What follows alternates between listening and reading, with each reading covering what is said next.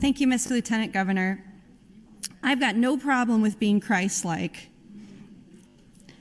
It was Christ who said that it was easier for a wealthy man to pass through an eye of a needle than to get into heaven. And if Jesus Christ is who he says he is from the writings in the Bible, then I think he and I would have gotten along really well.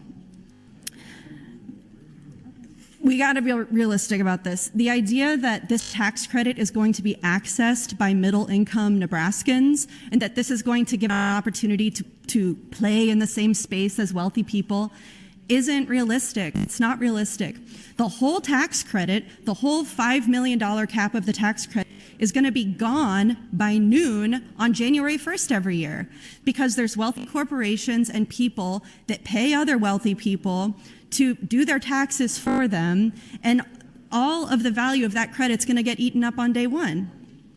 So there's not going to be any middle-income people going, oh, look, honey, if we donate $10,000 to this school in our neighborhood, we'll get $10,000 back on our taxes.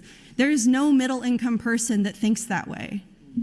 That's not where the investment's going to be made. And furthermore, unless they're paying someone a lot of money to understand the tax code, or unless they're like paying super close attention to the legislature for some reason, which certainly people do, but I don't think the majority of people are going to understand the intricacies of LB364 if it passes.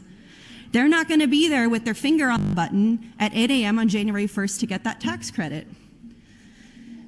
There are much more sustainable and reasonable ways to help middle-income people make investments, plan for their future, save tax money, than rewarding wealthy Nebraskans by giving them a dollar-for-dollar tax credit because they made a donation to an organization that discriminates.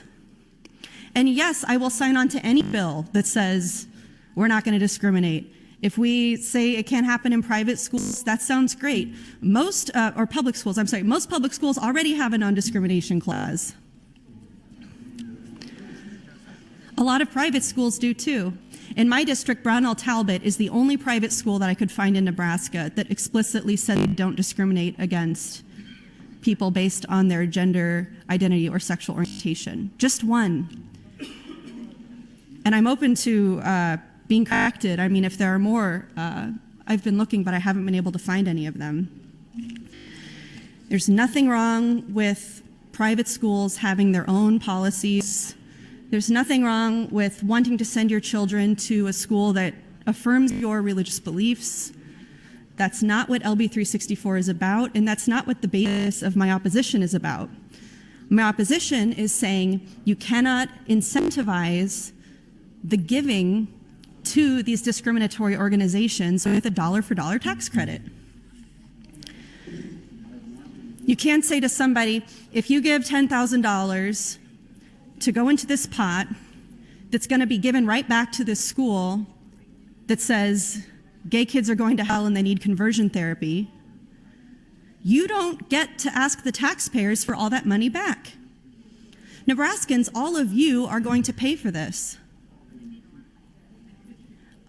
I don't want to pay for that.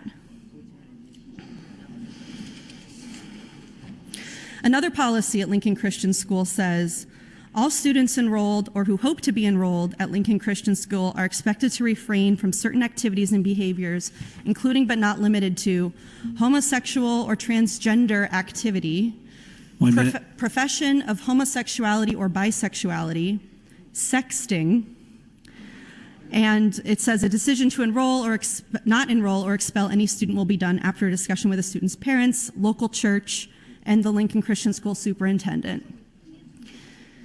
Do you know how oppressive this is? Send your kids there by all means, go right ahead, but don't be turning down to the taxpayers and saying, give me my money back for the donation I made to this organization that's doing this. Ridiculous. There are 69 420,000 bills that have been introduced